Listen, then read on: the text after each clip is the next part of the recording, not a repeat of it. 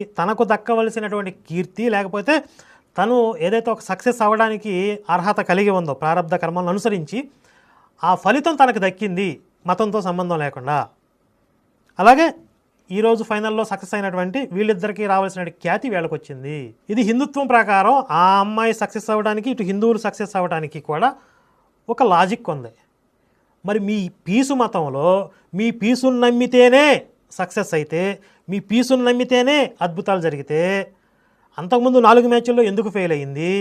ఏదో యాదృచ్ఛికంగా ఒక మ్యాచ్లో సక్సెస్ అవ్వగానే పీసుకు ముడిపెట్టేస్తే ఫైనల్లో ఎందుకు ఫెయిల్ అయ్యింది? ఫైనల్లో హిందువులు ఎందుకు గెలిపించారు? అసలు క్రికెట్ చరిత్ర ఒకసారి చూడరా సన్నాసులారా.